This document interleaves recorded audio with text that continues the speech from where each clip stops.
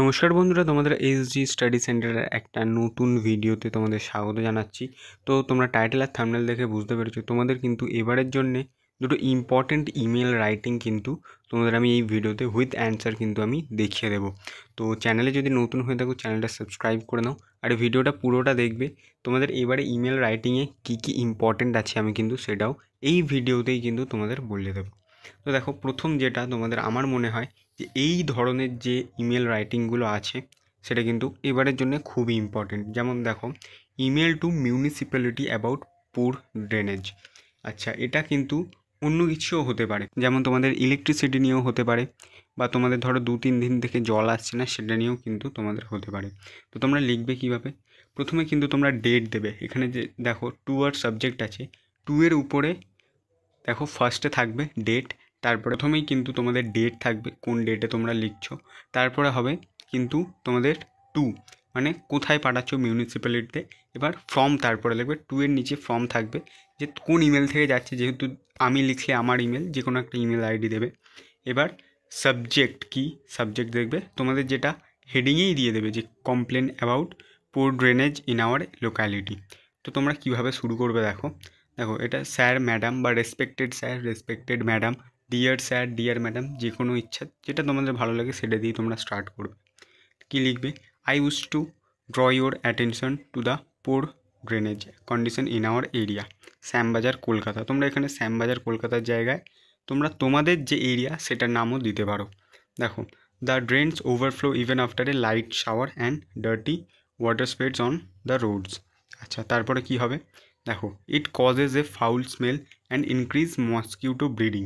এটা কি হচ্ছে না, এটা বাজে গন্ধ ছড়াচ্ছে এবং মসকিউটো ব্রিডিং। এখানে তোমরা আরও একটা লাইন যোগ করতে পারো যে মসকিউটো ব্রিডিং এর বদলে তোমরা এখানে দিতে পারো যে ইনক্রিজ ম্যালেরিয়া ডেঙ্গু, এটাও তোমরা লিখতে পারো।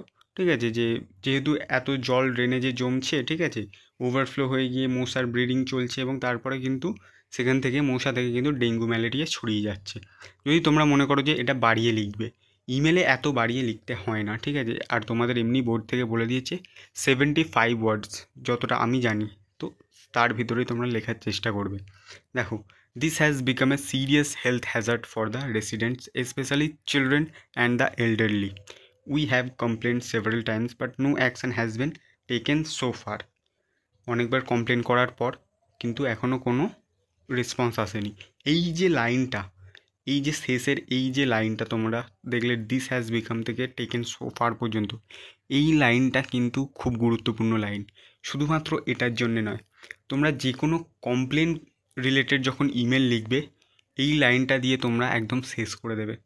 ঠিক আছে, দেখো তোমরা যদি শুধু এখানে হেলথ হ্যাজার্ডটা তোমরা একটু লক্ষ্য রাখবে।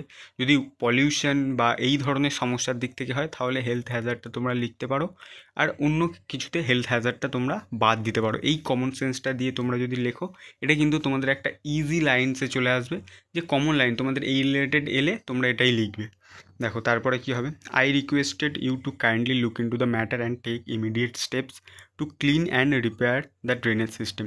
এই যে আই রিকোয়েস্ট ইউ থেকে টেক ইমিডিয়েট স্টেপস পর্যন্ত কিন্তু তোমাদের আরও একটা ইজি লাইন। এরপরে যেটা হবে, তোমরা যদি ইলেকট্রিসিটি নিয়ে হয় সেটাও কিন্তু টু মেনটেন ইলেকট্রিসিটি অ্যাকর্ডিংলি, এটাও তোমরা লিখতে পারো যদি ইলেকট্রিসিটি নিয়ে আসে। তো এই কয়েকটা লাইন যদি তোমরা মাথায় রাখো, এই রিলেটেড যে কোনো কিছু আসলে তোমরা কিন্তু সেটা লিখে দিয়ে আসতে পারবে। তো তারপরে তোমরা কীভাবে দেখো, থ্যাংক ইউ, তোমাদের যেটা নাম সেটা লিখবে। আমি এখানে অমিত দত্ত দিয়েছি, ঠিক আছে। তারপরে এ রেসিডেন্ট অফ শ্যামবাজার, তোমরা যে কোনো একটা নাম দিতে পারো অ্যান্ড যে কোনো অ্যাড্রেস তোমাদের দিতে পারো। মেক শিওর যে তোমরা যে এই যে প্যারাগ্রাফের ভিতর, মানে এই যে ইমেলের ভিতর যে ফার্স্টে অ্যাড্রেসটা দিয়েছিলে সেই অ্যাড্রেসটা কিন্তু শেষে যেন দেওয়া থাকে।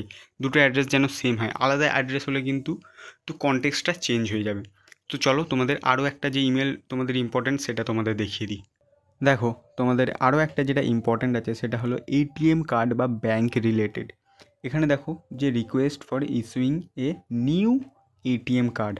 এখানে তোমাদের এটিএম কার্ডটার কিন্তু দুরকম ব্যাপার হতে পারে, ব্লক হয়ে যেতে পারে, খারাপ হয়ে যেতে পারে, বা ধরো তোমাদের এখানে কিন্তু ব্যাঙ্ক স্টেটমেন্টের রিলেটেড বা ব্যাঙ্কের যে বই সেটা যদি ব্লক হয়ে যায় অনেক সময়, সে লেখার যে প্রসেসটা কিন্তু তোমাদের এখানে অনেকটা সেমই হবে ব্যাঙ্ক রিলেটেড ক্ষেত্রে।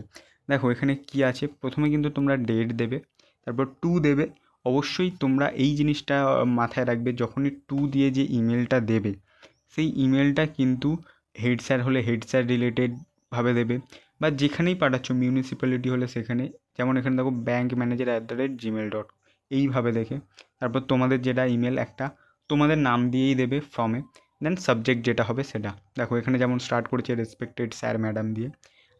I am a savings account holder of your branch. Request you to kindly issue me a new ATM card. My existing card has been damaged and is no longer usable. এখানে তোমরা block two দিতে পারো যদি তোমাদের block related যদি এখানে টপিকটা থাকে, ঠিক আছে। তারপরে দেখো kindly guide me regarding the necessary formalities and documents required for the process. এই যে তোমরা লাইনটা দেখলে, এই কাইন্ডলি থেকে প্রসেস, এটা কিন্তু ব্যাংক রিলেটেড যে কোনো ডকুমেন্ট রিলেটেড ইমেল রাইটিংয়ে কিন্তু এই লাইনটা সব থেকে কমন থাকবে, ঠিক আছে। আর এই লাইনটা মনে রেখে দাও, কিছু পারো না পারো এইটা লিখে দিলে অন্তত তোমরা 1-2 মানে 1 নাম্বারের কাছে একটা তো লিখে দিয়ে আসতে পারবে, মানে এরকম একটা ব্যাপার থাকবে। তো মানে যারা পারো না তাদের জন্য বললাম, ইমেল রাইটিং সোজা, আর আমি জানি যে সবাই পারে ইমেল রাইটিংটা, ঠিক আছে।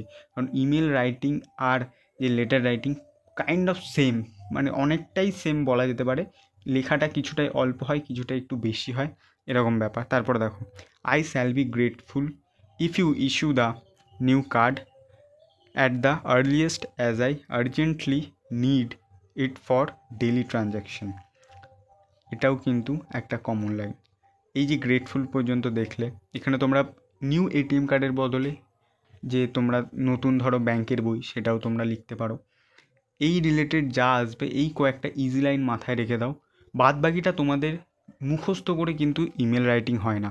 তোমাদের যে স্কিলটা আছে লেখার, সেটা কিন্তু তোমাদের পরীক্ষার হলেই কিন্তু নিজে থেকে লিখতে হবে।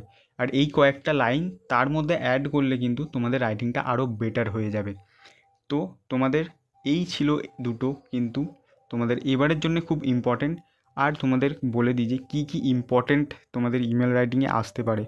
দেখো যেটা তোমাদের বললাম যে ব্যাংক রিলেটেড 4 থেকে 5টা তোমরা করে যাবে, যেটা কার্ড ব্লক হতে পারে বা অ্যাকাউন্ট ব্লক হতে পারে, ভুল টাকা চলে যেতে পারে, বা অনেক সময় কী হয় ব্যাংক থেকে টাকা কেটে নেয়, ঠিক আছে, তো সেই রিলেটেড ইমেল হতে পারে।